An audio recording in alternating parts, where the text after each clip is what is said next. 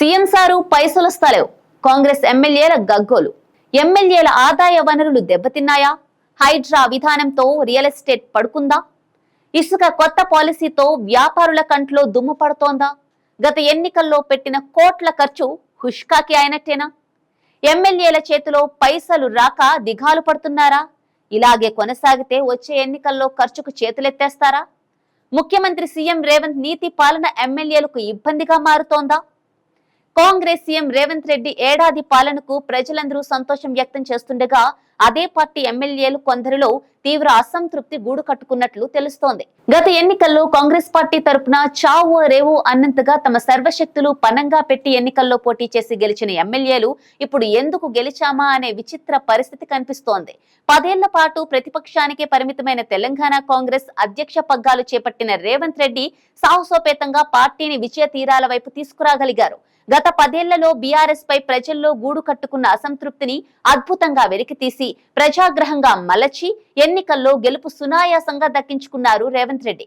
గత ఎన్నికల్లో అప్పటి అధికార బీఆర్ఎస్ పార్టీకి ధీటుగా కోట్ల కొద్దీ డబ్బులు ధారాళంగా ఖర్చు చేసి గెలిచిన ఎమ్మెల్యేల పరిస్థితి ప్రస్తుతం త్రిశంకు స్వర్గంలా మారింది. తమ అధినేత ముఖ్యమంత్రి రేవంత్ రెడ్డి విభిన్నమైన పాలన వల్ల పైసా ఆదాయం లేక దిక్కులు చూసే పరిస్థితి దాపురించిందని ఎమ్మెల్యేలు లోపల రగిలిపోతున్నారు.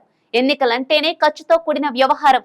ఎన్నికల ఖర్చులు మొదట్లో వేలల్లో ఉంటే అది క్రమంగా లక్షలుగా మారి ఇప్పుడు కోట్ల దాకా చేరుకుంది. ఎమ్మెల్యేగా పోటీ చేయాలంటేనే కోట్లలో డబ్బులు రెడీ చేసుకోవాలి. ఇది అందరికీ తెలిసిన బహిరంగ రహస్యం. ఇంత డబ్బులు ఖర్చు పెట్టిన పార్టీ నేతల ఆశ ఏముంటుంది?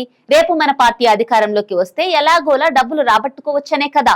మరి అక్కడే తమ పార్టీ అధినేత నీతి పాలన అంటూ కట్టడి చేస్తుంటే ఏం చెయ్యాలో తెలియక దిక్కులు చూస్తున్నారు. కాంగ్రెస్ నాయకుడు రేవంత్ రెడ్డి ముఖ్యమంత్రి అయ్యాక తమదైన శైలిలో పాలన కొనసాగిస్తున్నారు. ప్రజలకు హితం కలిగించే దిశగా అడుగులు వేస్తున్నారు. అన్ని విభాగాల్లో సంపూర్ణ మార్పులు తీసుకొస్తున్నారు. ఇసుక వనరుల అక్రమ దోపిడీపై తీవ్ర ఆందోళన వ్యక్తం చేసిన ముఖ్యమంత్రి రేవంత్ రెడ్డి కొత్త విధానాలు అమల్లోకి తెచ్చారు. అనధికార క్వారీలు, ఇసుక రవాణా తక్షణమే ఆపించారు. హైదరాబాద్ శివార్లలో అనధికారికంగా నిర్వహిస్తున్న స్టోన్ క్రషర్లను తక్షణమే సీజ్ చేసేలా ఆదేశాలు జారీ చేశారు. 6 అడుగుల కంటే ఎక్కువ లోతు తవ్వితే కఠినమైన పన్నులు విధిస్తున్నారు. ఇంటిగ్రేటెడ్ ఆన్లైన్ సిస్టంతో భవన నిర్మాణ అనుమతులను అనుసంధానం చేశారు. మరి ఇలా ఉంటే ఇసుక దందా నిర్వహించడం ఎవరికైనా ఎలా సాధ్యపడుతుంది? హైడ్రా విధానం వచ్చాక రియల్ ఎస్టేట్ తెలంగాణలో పడుకొని పోయిందన్న విమర్శలు వినిపిస్తున్నాయి. హైదరాబాద్ నగరంలో చెరువులన్నీ మాయమైపోయాయి. ఎక్కడ చూసినా కబ్జాలు, భూదందా పెచ్చు పెరిగిపోయిన నేపథ్యంలో రేవంత్ రెడ్డి సర్కార్ తెచ్చిన హైడ్రా విధానం మంచిదే కావచ్చు.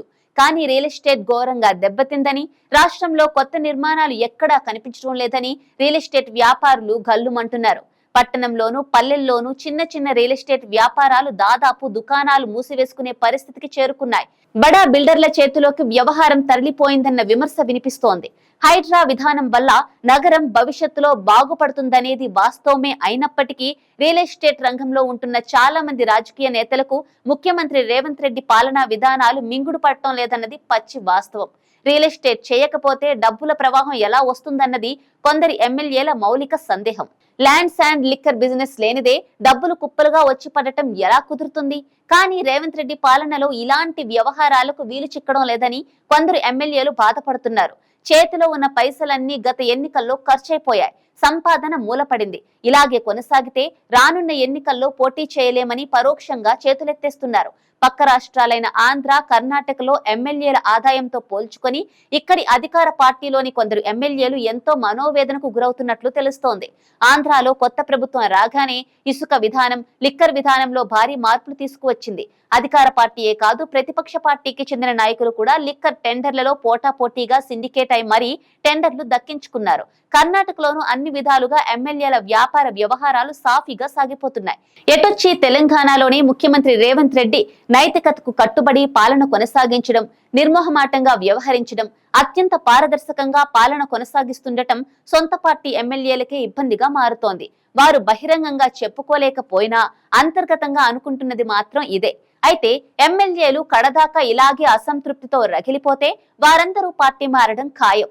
అంతకన్నా ముందుగా రానున్న ఎన్నికలకు కోట్లలో ఖర్చు చేసేందుకు పైసలు కూడా ఉండవేమో అన్న మాట కూడా వినిపిస్తోంది.